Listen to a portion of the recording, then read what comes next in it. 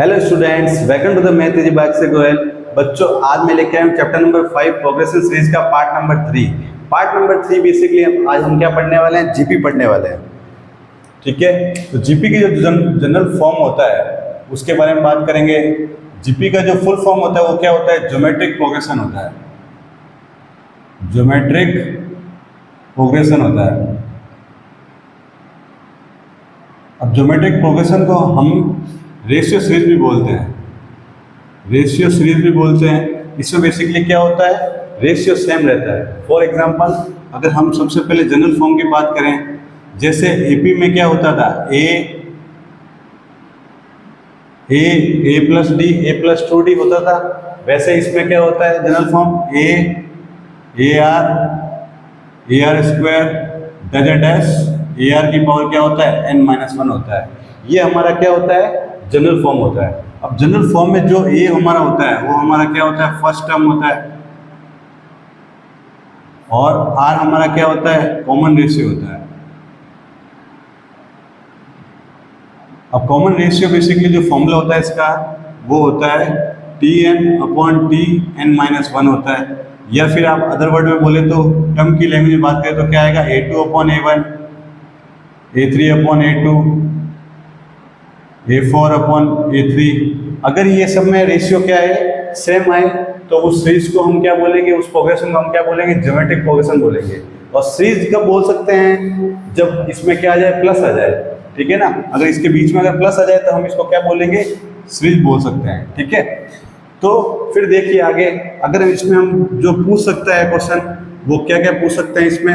एक तो हमको nth टर्म पूछ सकते हैं, nth term of an GP, of a GP. अब क्या होता है जीपी के अंदर? nth term. ठीक है ना? तो क्या होगा? Tn equal to A R की पावर क्या हो जाएगा? n-1 होता है। जैसे एपी के अंदर क्या होता था? डी की वैल्यू 1 कम होती थी, वैसे आर की जो पावर होगी वो क्या होगी? 1 कम होगी। इट मीन्स ए आर की पावर n-1 हो जाएगी। ठीक है, अगर हमको लास्ट से एन टर्म पूछे तो last to nth term of a GP पूछ लिया जाए तो क्या हो जाएगा? अब लास्ट में जो लास्ट टर्म होगा वो आ जाएगा और डिनोमिनेटर में क्या आ जाएगा? आर की पावर क्या आ जाएगा? n-1 आ जाएगा। ये फॉर्मूला आपको क्या होना चाहिए? लर्न होना चाहिए। ठीक है, फिर देखिए नेक्स्ट फॉर्मूला जिसको हम बोलेंगे पार्ट 3। तो 3 हमारा जो नॉट है वो क्या है? Basically Sn। अगर हमको सम पूछ लिया जाए तो क्या होगा? बेसिकली फॉर्मूला, इसमें बेसिकली दो फॉर्मूले होते हैं। ठीक है, दो फॉर्मूले होते हैं। आर की पावर n-1 अपॉन में क्या होगा? r-1 होगा। ये फॉर्मूला कब काम आएगा? जब r की वैल्यू 1 से बड़ी हो तब काम आएगा। वैसे इसका एक और फॉर्मूला होता है, ये फर्स्ट फॉर्मूला हो गया। सेकंड फॉर्मूला कब हो जाएगा? Sn equal to a1 minus R की पावर n और डिनोमिनेटर में क्या आ जाएगा? 1 माइनस आर आ जाएगा। जब r की वैल्यू क्या हो? 1 से छोटी हो तब फॉर्मूला काम आता है। वैसे ही इंफिनिटी सीरीज के लिए भी क्या आता है? इंफिनिटी अगर जीपी दे रखी है और आपको एस इंफिनिटी निकालना है तब फॉर्मूला क्या होगा? a/1 माइनस आर होता है। अब जहाँ पे आर की वैल्यू क्या हो? 0 से बड़ी और 1 से छोटी हो तब ये फॉर्मूला काम में आएगा। क्यों? क्योंकि आर की वैल्यू 0-1 के बीच में होगी तो छोटी होगी, बहुत स्मॉल होगी, और यहाँ पे हम पुट करेंगे तो आर की वैल्यू नेग्लिजिबल हो जाएगी, इसलिए हम क्या कर लेते हैं? इसको नेग्लेक्ट कर लेते हैं। तो ये एस इंफिनिटी का फॉर्मूला हो जाएगा। ठीक है, ये था बच्चों बेसिक। ये बेसिक आपको बहुत अच्छे से आना चाहिए। बेसिक से भी बहुत अच्छे से क्वेश्चन बनते हैं जेईई में, जिसके बारे में हम 1 बाय 1 बात करेंगे। जो हम सिंगेज के कुछ इलस्ट्रेशन लेंगे, ठीक है, उसकी सहायता से हम क्या करेंगे? ये सारा कॉन्सेप्ट समझेंगे। तो देखिए नेक्स्ट जो हमारा इलस्ट्रेशन है वो आपको आपकी स्क्रीन पर दिख रहा होगा।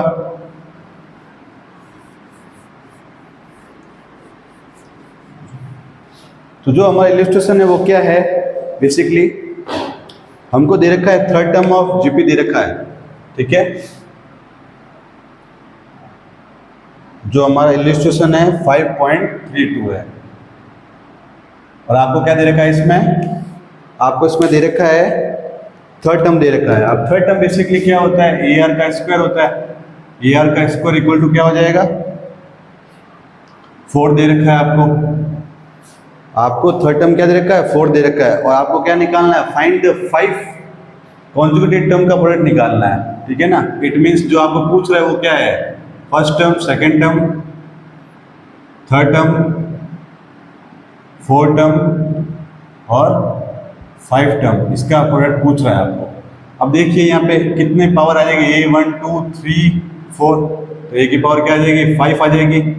वैसे ही r की पावर क्या आ जाएगी, 1 2 3, 3 और 3 कितना आ जाएगा, 6, 6 और 4 कितना हो जाएगा, 10, ये वैल्यू हो जाएगी। फिर आपको इसकी वैल्यू कैलकुलेट करनी है। अब आप क्या कर सकते हैं, इसको ए आर का स्क्वायर की होल पावर क्या लगा सकते हैं, 5 लगा सकते हैं, क्योंकि इसकी टर्म हमको दे रखी है, कितनी दे रखी है, 4, तो यहाँ 4 पुट कर लीजिए, 4 की पावर 5 आ जाएगा। 4 को क्या लिख सकते हैं, 2 का स्क्वायर लिख सकते हैं। अब ये एक्सपोनेंट पावर क्या हो जाएगी, मल्टीप्लाई हो जाएगी, तो 2 की पावर क्या आ जाएगा, 10 आ जाएगा, ठीक है। इसको हम क्या लिख सकते हैं, इसको हम लिख सकते हैं 1024 लिख सकते हैं, ये हमारा क्या आ जाएगा, फाइनल आंसर आ जाएगा। फिर देखिए नेक्स्ट इलिस्ट्रेशन है जो आपको आपकी स्क्रीन पर दिख रहा होगा, ठीक है।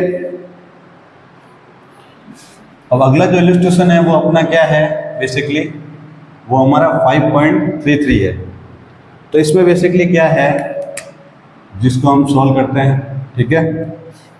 तो इसमें हमको क्या दे रखा है, बेसिकली हमको फर्स्ट टर्म दे रखा है, फर्स्ट टर्म ऑफ जीपी कितना दे रखा है, 1 दे रखा है, और क्या दे रखा है हमको, सम ऑफ थर्ड टर्म और fifth term, sum of third term और फिफ्थ टर्म हमको कितना दे रखा है, 90 दे रखा है, 90 दे रखा है। अब थर्ड टर्म क्या होती है, ए आर स्क्वायर हो जाएगा, और फिफ्थ टर्म हमारी क्या हो जाएगी, ए आर की पावर 4 हो जाएगा। अब इसमें ए की वैल्यू हमको 1 दे रखी है, आप क्या कर लेंगे, पुट कर लेंगे, तो हमको क्या मिल जाएगा, आर स्क्वायर प्लस आर की पावर 4 इक्वल टू क्या आ जाएगा, 90 आ जाएगा। अब क्या करते हैं हम, लेट करते हैं, लेट आर स्क्वायर को टी लेट कर लेते हैं, तो क्या आ जाएगा यहाँ पे टी स्क्वायर, और ये प्लस टी आ जाएगा, और ये इस तरफ आएगा, क्या आएगा, -90 आ जाएगा। फिर आपको फर्दर सॉल्व करना है, क्वाड्रेटिक इक्वेशन को हम एक लाइन में सॉल्व कर सकते हैं। आप हमारे वीडियो में देख सकते हैं, क्वाड्रेटिक इक्वेशन को सॉल्व करने की शॉर्टकट समझा रखा है आपको। फिर भी मैं आपको वापस समझाऊंगा, फर्स्ट टर्म को लास्ट टर्म से मल्टीप्लाई करना है, जो नंबर आ रहा है सिर्फ उसको पकड़ो, ना तो प्लस लेना, ना माइनस लेना है, ना टी स्क्वायर लेना, कुछ नहीं लेना है, आप सबको नंबर लेना है, 90 लेना है। 90 किन दो नंबर को मल्टीप्लाई करने पा रहा है, 9 टू द 10, और क्या हो सकता है, 3 इंटू 30 हो सकता है, ये तो हो नहीं सकता, यही होगा, 10 में से 9 जाएगा तो क्या आ जाएगा, 1 आ जाएगा, और 10 इंटू 9 कितना आ जाएगा, 90 आ जाएगा। अब आपको क्या लेना, क्या है, 10 प्लस का लेना है, 9 माइनस का लेना है, तभी आपका प्लस का 1 आएगा, ठीक है। तो इसमें आपको क्या कर लेना है, साइन चेंज कर लीजिए, जो भी प्लस का है वो क्या आ जाएगा, माइनस का आ जाएगा, और जो माइनस का है वो क्या आ जाएगा, प्लस का आ जाएगा। अब 30 को अगर कोई मल्टीप्लिकेटिव है तो उससे क्या कर लेंगे, हम डिवाइड कर लेंगे। अब ऐसे बेसिकली है नहीं, ठीक है ना, तो यही रह जाएगा, ठीक है। अब ये वैल्यू तो हो नहीं सकती, नॉट पॉसिबल, बिकॉज आर की वैल्यू क्या है हमारे पास में, टी की वैल्यू क्या है, आर स्क्वायर है, ये -10 हो गई, और ये वैल्यू क्या हो गई, आर स्क्वायर टू 9 हो गई। जैसे इसको हटाएंगे तो वैल्यू क्या आ जाएगी, यहाँ पे रूट माइनस क्या आ जाएगी, 10 आएगी, ये इमेजिनरी नंबर आएगा जो कि पॉसिबल नहीं है, ठीक है। और यहाँ पे वैल्यू क्या आ जाएगी, +-3 आ जाएगी, ठीक है। फिर देखिए नेक्स्ट इलस्ट्रेशन जो आपको आपके स्क्रीन पे दिख रहा होगा,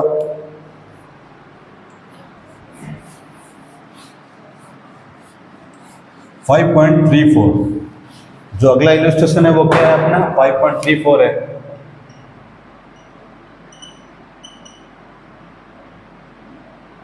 अब 5.34 में बेसिकली क्या है, क्या दे रखा है आपको, एक इक्वेशन दे रखी है, क्या दे रखी है, a plus B X upon a minus B X equal to b plus C X upon b minus C X equal to c plus D X upon C minus D X दे रखा है। और आपको क्या prove करना है, A B C D are in G P prove करना है। तो आप कैसे कर सकते हैं, आप क्या कर लीजिए, इसको लेट कर लीजिए, लेमडा लेट कर लीजिए, ठीक है। लेमडा लेट करने के बाद हम क्या करते हैं, एक बार इसको इक्वेट करते हैं, एक बार इसको इक्वेट करते हैं, एक बार इसको इक्वेट करते हैं।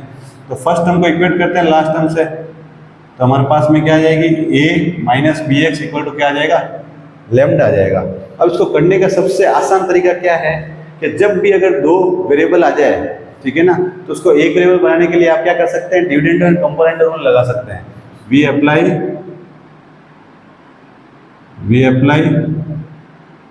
Dividendo and componendo rule. Dividendo componendo rule क्या होता है? न्यूमरेटर में डिनोमिनेटर को ऐड करो और न्यूमरेटर में डिनोमिनेटर को क्या करो, सब्ट्रैक्ट कर दो। माइनस माइनस क्या हो जाएगा, प्लस हो जाएगा। नीचे कुछ नहीं तो क्या आ जाएगा, 1 आ जाएगा। न्यूमरेटर में डिनोमिनेटर को ऐड करो, न्यूमरेटर में डिनोमिनेटर को क्या कर दो, सब्ट्रैक्ट कर दो। फिर देखिए क्या क्या कर देगा, ये और ये कट जाएगा, ये और ये कट जाएगा। ए और ये कितना हो जाएगा हमारे पास में, 2a हो जाएगा। और bx और bx कितना हो जाएगा हमारे पास में, 2bx हो जाएगा। 2 से 2 कैंसिल आउट हो जाएगा और हमारे पास में क्या आ जाएगा, lambda plus 1 upon lambda minus 1 आ जाएगा। ठीक है, फिर यहाँ से हम क्या करते हैं, बी अपॉन ए के एक्स को उधर भेज देते हैं। तो हमारे पास में क्या आ जाएगा, ए अपॉन बी इक्वल टू क्या आ जाएगा, x lambda plus 1 upon lambda minus 1 आ जाएगा। फिर देखिए फर्दर अगर हम क्या करते हैं, इसको रेसिप्रोकल करते हैं तो ये वाली टर्म भी क्या हो जाएगी, रेसिप्रोकल हो जाएगी। तो मेरे पास में क्या आ जाएगा, lambda minus 1 upon x lambda plus 1। ठीक है, अब नेक्स्ट हम फर्दर सॉल्व करेंगे इस टर्म को, तो क्या आएगा, इसमें भी कुछ ऐसा ही टर्म आएगा। इसको अगर इक्वेट करें तो इसको इक्वेशन 1 ले लेते हैं, फिर सिमिलरली करके लिख लेते हैं, क्योंकि ये जो पैटर्न है वो सेम ही है, या ए है या बी है, या बी है तो सी है। ठीक है ना, तो क्या आ जाएगा, बी अपॉन या बी अपॉन ए लिया तो यहाँ क्या आ जाएगा, सी अपॉन बी आ जाएगा। तो सी अपॉन बी इक्वल टू क्या आ जाएगा, इसमें भी सेम वैल्यू आएगी, lambda minus 1 upon x lambda plus 1। Similarly फिर हमको क्या आ जाएगा, डी अपॉन सी आ जाएगा। तो सारी की सारी वैल्यू क्या रहेगी, सेम रहेगी। तो ये इक्वेशन 2 आ गई, ये इक्वेशन 3 आ गई। इक्वेशन नंबर 1, 2 एंड 3 को यूज करेंगे हम। ठीक है ना, बाय इक्वेशन 1, 2, 3 को यूज करेंगे तो हमारे पास में क्या आ जाएगा, B upon A equal to C upon B equal to D upon C. Example आपको आपके स्क्रीन पे दिख रहा होगा। देखिए बेसिकली इसमें क्या है, इसमें आपको क्या दे रखा है, बेसिकली 4 टर्म दे रखा है। ये हमारा इलस्ट्रेशन नंबर है 5.35 है। इसमें आपको क्या दे रखा है, आपको दे रखा है बेसिकली 4 टर्म और 7 टर्म और लास्ट टर्म हमको दे रखी है, जो आपको इसमें क्या दे रखा है, 10, 80 और ये वैल्यू कितनी दे रखी है, 2560 दे रखी है। और इसमें बेसिकली आपको क्या बोल रहा है, फर्स्ट टर्म और number of term in GP पूछ रहा है।